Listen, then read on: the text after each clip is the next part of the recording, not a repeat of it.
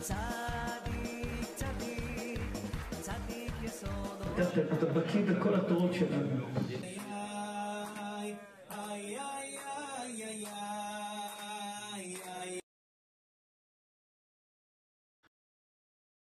Merci Benatsiach. Nous allons continuer les questions qui ont été posées à Rav Yoshua Pinto et les réponses du Rav.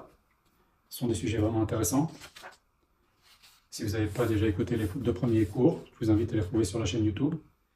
Et je fais ce préambule à chaque fois. Les réponses du Rav ne sont pas forcément valables dans votre cas. Même si vous avez un cas qui ressemble, ce n'est pas forcément ça qu'il faut que vous fassiez. Chaque cas est différent. Il faut consulter un Rav. Ce cours-là ne vient pas remplacer un Rav. Voilà, que ça soit très très clair. Alors voilà. Est-ce que Akadosh Baruch Hu est content de l'état de la communauté religieuse? Qui a de tout, il y a des Sfaradim, des Ashkenazim, des Chassidim, des Haredim, des Sionistes, ce que vous voulez.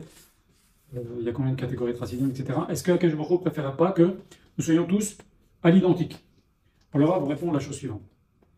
Lorsque Akadosh Baruch Hu a sorti les Bnei Israël d'Égypte, ils étaient 12 tribus. Quand ils ont traversé la mer, ils étaient chaque tribu dans son tunnel, si vous voulez. Hein. Donc sur les côtés, on arrivait à voir les autres tribus. Donc chaque juif avait son chemin, mais il regardait également les autres. Ça nous apprend quoi? Ça nous apprend que nous devons être fidèles au chemin que nous ont tracé nos ancêtres, mais on doit regarder nos frères juifs et les respecter tels qu'ils sont, comme ils sont, et c'est très bien comme ça. C'est ça la vatrinam, l'amour gratuit entre nous et les Bnei Israël. Maintenant, si, parce qu'un autre est différent, et donc vous voyez, quand il y avait les tribus qui traversaient, on ne disait pas « Ah, cette tribu elle est comme ci, cette tribu elle est comme ça ». Chacun avait son chemin et regardait avec amitié, avec fraternité les autres tribus. C'est comme ça que ça va se passer.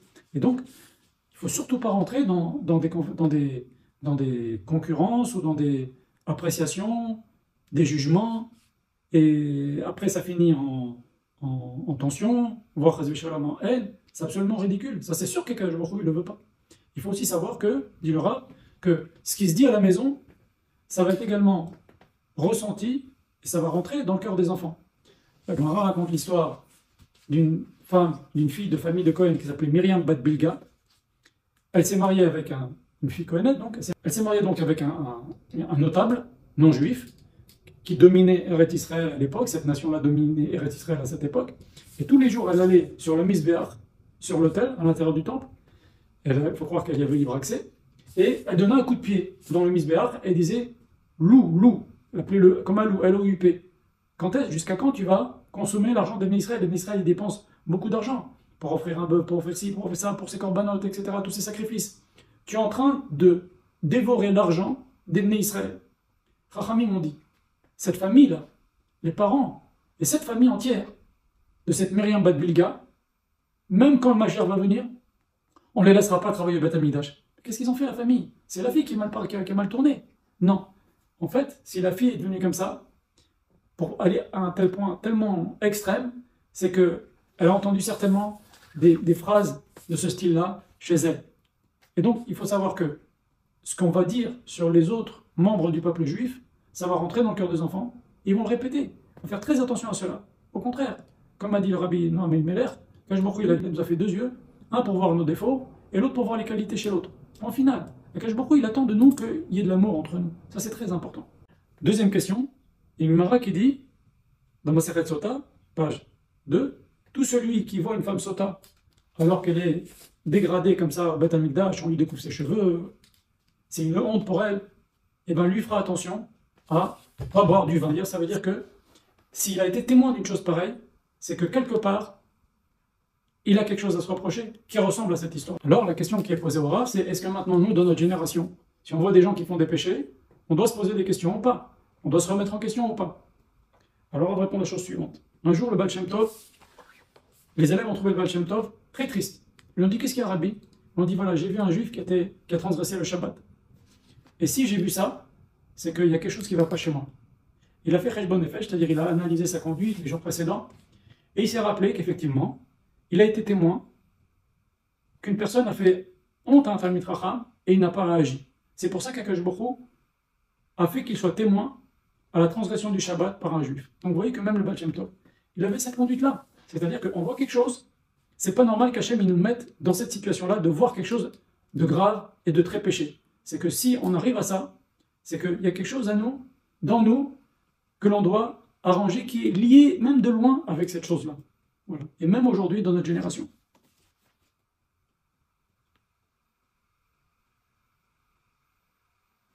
Et le Rav rajoute et dit que si même quelqu'un, alors c'est un petit peu, on va un peu faire le Rav fait une petite digression et dit la chose suivante. Il nous dit que si quelqu'un vient et lui dit, vous savez Rav, un tel a dit du Lachon Hara, déjà la personne qui lui dit ça, le Rav, elle est mal notée dans la tête du Rav. Pourquoi? Parce que si tu es quelqu'un qui entend du Lachon Hara, c'est que les gens savent que tu es quelqu'un à qui on peut dire du Lachon Hara. Comme on dit, tu as un bon combustible. On ne va pas allumer avec une allumette quelque chose qui ne brûle pas, on va allumer quelque chose qui brûle. On va utiliser quelque chose qui brûle. Du bois, tu as un bon bois, tu as une bonne oreille pour écouter le Lachon Hara. Donc si tu viens et tu racontes au Rav que quelqu'un a dit du Lachon Hara, c'est que toi, tu as l'habitude de l'entendre. Sinon, si les gens savaient que toi, on ne peut pas dire du Lachon Hara, eh ben, tu ne te raconterais pas des choses pareilles. Et si on voit maintenant, pour revenir sur notre sujet, si on voit maintenant Bilam, il a dit, quand il a vu les tentes d'Ibn Israël dans le désert, Matovo ou Alecha Yaakov, comme elles sont belles les tentes de Yaakov, Rachamim nous disent, la porte de l'un n'était pas face à la porte de l'autre. On ne voit pas ce qui se passe chez l'autre. Ça aussi, ça doit nous interpeller. Est-ce que nous, maintenant, on regarde un peu ce qui se passe chez les autres? On ne s'en occupe pas. Il ne faut pas s'en occuper. On ne doit pas s'intéresser à ce qui se passe chez les autres. On ne doit pas encore moins juger les autres. On doit avoir une attitude de positive, regarder positivement, qu'ils soient bien, qu'ils soient contents, essayer que nos frères soient bien, qu'ils soient contents. C'est ça ce que dit Shlomo Ameler, il dit Tov Aïn ou Eborach. Celui qui a un œil bon vis-à-vis de l'autre, il sera béni. Encore une autre question. Qu'est-ce qu'Akadosh Baruch Hu préfère? Les mitzvot entre l'homme et son prochain ou entre nous et Akadosh Baruch Hu? Par exemple, les mitzvot entre nous et son prochain, c'est la tzedaka, c'est visiter les malades, réjouir les gens pauvres avant les fêtes, etc. Ou les mitzvot entre nous et Akadosh Baruch Hu, par exemple les tefilin, le tzitzit, le kiddush. Qu'est-ce qu'Akadosh Baruch Hu préfère? Je leur ai répondu, dans la Sarat Adibera, dans les 10 commandements, il y a 5 mitzvot entre nous et Akadosh Baruch Hu et 5 mitzvot entre nous et notre prochain. Akadosh Baruch Hu, il aime autant les deux. Pour les deux sont très importantes. Je souligne quand même que dans un des cours, le Rav a dit que Akadosh Baruch Hu, pour lui, c'est très important la mitzvah de l'amour du prochain. Akadosh Baruch Hu tient beaucoup, en tous les cas, qu'il y ait de l'amour entre nous. La preuve, c'est que tu n'haïras pas ton prochain. C'est un interdit de la Torah, mais il a fait autant de dégâts que les 3 avérotes les plus graves, qui sont la débauche, l'idolâtrie et le meurtre. Ça détruit le premier temple. La haine a détruit le deuxième temple. Donc, on pourrait croire que c'est rien. C'est une des 613 mitzvot comme ça, c'est pas une mitzvot importante comme le meurtre, la débauche et l'idolâtrie. C'est quand même grave ces choses-là, non? Même la haine, ça détruit le temple. Ça détruit des centaines et des milliers de juifs qui sont morts à cause de ça. Donc Akadosh Baruch Hu tient beaucoup à la mitzvah d'aimer son prochain. D'ailleurs, Rabbi Akiba le dit. Aimer son prochain, c'est un des grands principes de la Torah. Voilà. Alors, encore une question, comment je pourrais changer ma vision de la vie? C'est-à-dire, depuis que je suis petit, je vois les choses ou blanc ou noir, et même les gens ou blanc ou noir. Quelqu'un qui me fait du bien, il est bien, quelqu'un qui me fait du mal, il est mal. Et après, ça reste dans ma tête et ça ne bouge pas. Or, j'ai entendu dans un des cours du Rav que ce n'est pas comme ça qu'il faut voir la vie. Comment je vais pouvoir me changer? Le Rav lui dit la chose suivante, il lui répond. Il lui dit, beaucoup de choses qui sont au fond de nous, ce sont soit des choses de l'enfance, soit des choses des Gilgulim précédents, ou alors des pensées, des choses qu'on s'est mis en tête. Et une personne qui est comme ça, très rigoureuse, blanc ou noir, il faut savoir ça c'est bien que dans les mitzvot. Mais dans les rapports humains, c'est pas bien. Dans les rapports humains, il faut essayer d'avoir une moyenne, quelque chose d'équilibré, quelque chose de sociable, quelque chose de pas cassant, de pas extrême. Mais dans les mitzvot, oui, ça tu dois être comme ça, blanc ou noir, permis, interdit. Quand c'est interdit, on s'approche pas. Quand c'est permis, ça va. Ça, cette attitude-là, elle est bien que dans la pratique des mitzvot. Mais au niveau des rapports humains, essayez de trouver la bonne moyenne. Encore une question. J'ai une amie qui est très changeante. C'est une dame qui parle. J'ai une amie, une copine qui est très changeante. On est des bonnes amies depuis longtemps. Je lui fais beaucoup de bien. Mais elle a des sautes d'humeur. Un jour elle est contente, un jour elle est triste, un jour elle est sympa, un jour elle est moins sympa avec moi. Comment faire, Rav? Le Rav il répond à la chose suivante. Il nous dit, avoir un bon ami ou une bonne amie, c'est important. Comme la Mishnah nous le dit dans Pirkei Avot, assez les charav ou pnei les chachaver. Fais-toi un rab et achète-toi un ami. C'est important d'avoir un ami, quelqu'un à qui on peut raconter ses soucis, ses problèmes, ses petits états d'âme, ok? Quelqu'un à qui on a confiance. D'un autre côté, malgré toutes ces grandes qualités qu'il y a d'avoir un bon ami, c'est quelque chose de dangereux. Pourquoi? Parce que David Amelach a dit Kol Adam Kozev. Tout homme, quelque part, un jour, il sera décevant. Homme ou femme. Et donc, si tu vas trop loin avec, la déception sera d'autant plus grande. Alors il faut savoir. Il faut savoir jauger. Si cet ami-là, ou cette copine-là, n'est pas non plus dans la manipulation, en faisant ses sauts d'humeur, un jour je suis gentil, un jour je suis pas gentil, peut-être qu'elle veut quelque chose pour que, peut-être que tu as fait quelque chose qui ne lui a pas plu, alors elle te fait un petit peu la tête, alors c'est un peu de la manipulation tout ça. Faut faire attention à tout ça. Voilà. Encore une question. Mon frère vit avec une non-juive et il est dans une situation de parnassa très difficile, un très gros problème de parnassa. Voilà la question. Mon frère vit avec une non-juive en Amérique du Sud et il est coincé, il n'a pas du tout d'argent. Est-ce que je dois l'aider avec de l'argent? Et Mistama, eh ben, cette dame avec qui il vit, que c'est pas, la Torah ne veut pas de cette relation-là, elle va quand même en profiter, ou j'ai pas le droit de l'aider? Le roi répond, quand un frère est en difficulté, on doit tout faire pour l'aider. Un frère qui a des problèmes, il faut y aller de toutes ses forces. Comme dit le verset, de ta chair, de ta famille, tu ne feras pas à celui qui n'a pas vu, qui n'a pas vu, qui n'est pas au courant, ok? Ou celui qui ignore. D'abord, de toute façon, même dans les lois de Tzedaka, etc., s'il y a un proche qui est nécessiteux, il passe avant tout le monde. Ish et reu ya'azeru, ou l'arriv yomar chazak. L'homme aidera son prochain, et à son frère, il lui dira chazak. C'est tout à l'envers. À son ami, on l'aide, et à son frère, on lui tape sur l'épaule, on lui dit chazak. C'est le contraire qu'il faut faire. Enfin, il faut aider son frère, concrètement. Si tu lui dis chazak, tu ne l'as pas aidé. Donc, au contraire, il faut aider son frère de toutes ses forces. Maintenant, ce qu'il fera avec cette femme ou pas cette femme, avec cet argent, etc., c'est pas ton problème. Toi, tu dois aider ton frère. Ok? Une question. Je me suis renforcé dans Torah en mitzvot, et je vois que je me suis un peu séparé de certaines amies, mais maintenant je suis amené à les fréquenter de nouveau, et elles ont une mauvaise influence sur moi au niveau de la spiritualité. C'est-à-dire, elles sont beaucoup moins pratiquantes que moi je me suis renforcé en Torah, et elles sont restées comme elles étaient. Qu'est-ce que je dois faire?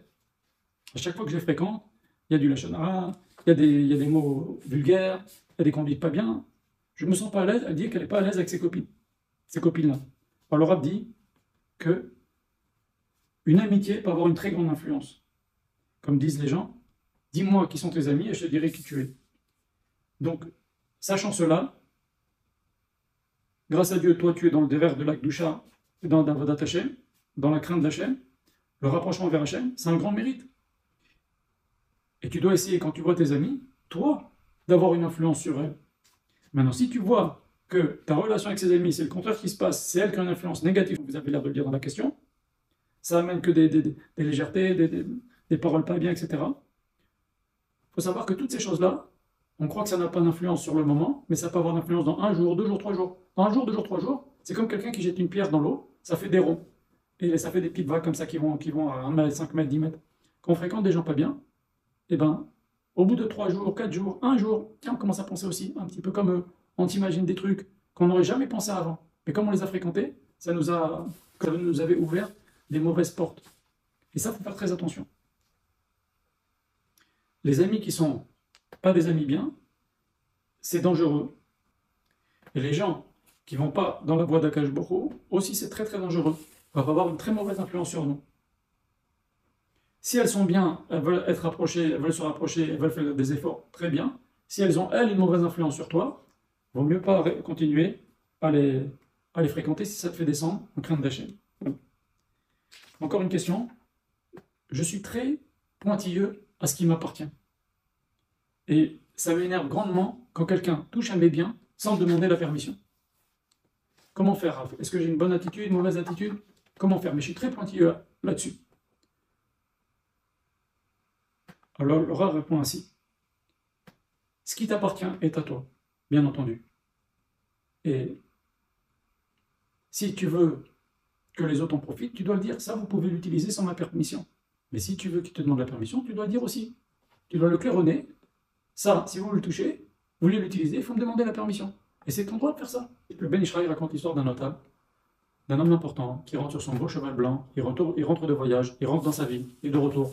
À l'approche de sa ville, il voit un homme qui n'a pas de jambes, qui est par terre, assis, il a que des mains, il n'a pas de jambes, il demande la tzedaka.